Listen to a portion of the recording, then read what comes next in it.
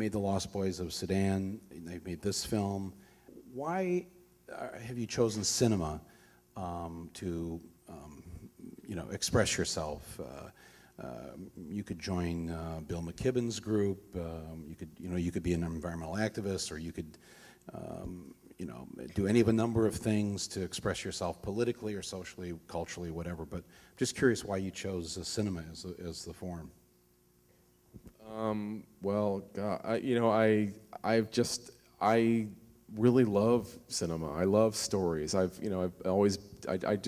believe in the power of kind of the emotional quality of a movie. I think that it can take people places, and certainly can take myself places that kind of shouting about things and politics can't take us. And I think that it's also just an incredible way of life, as you know. I mean, it's kind of an incredible backstage pass. It's an excuse to constantly educate yourself about new things and meet new people. And there's the artistic side, the photographic element. To me, it sort of comes together as just an incredibly kind of privileged way of living one's life.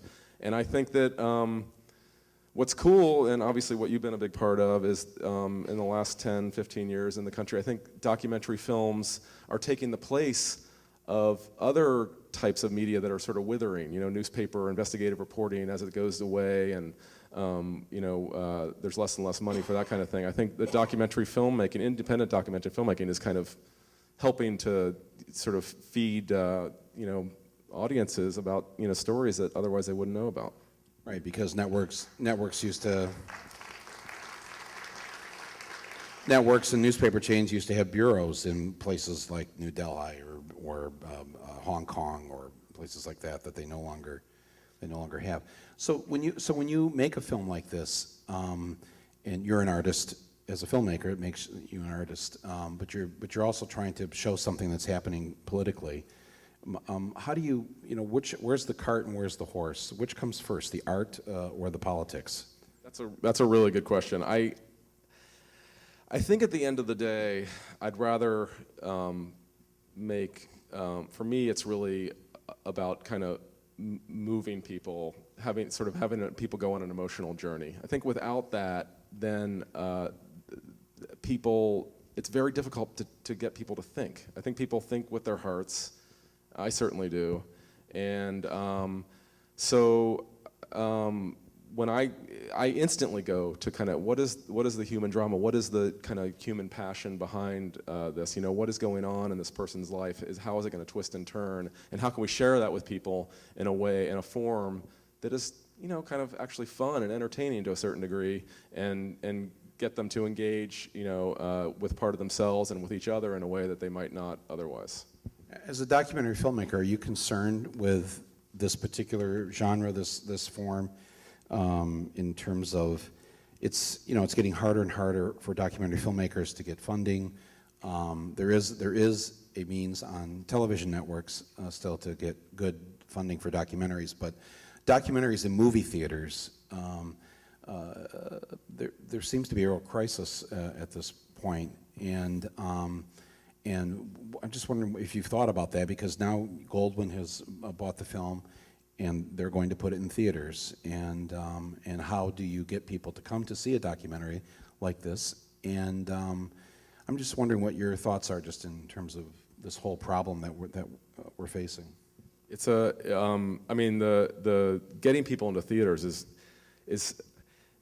it's kind of a documentary filmmaker's dream to have your film theatrically released, and the reality is, except for a few guys like you who have millions of people go see your film, most documentaries are only seen by actually a very small number of people in the theaters, but it's still worth it for us to have those experiences, because it somehow feels richer when you get together as a community, as everybody here knows, and watch a film together and then have conversations about it and have that kind of be an evening.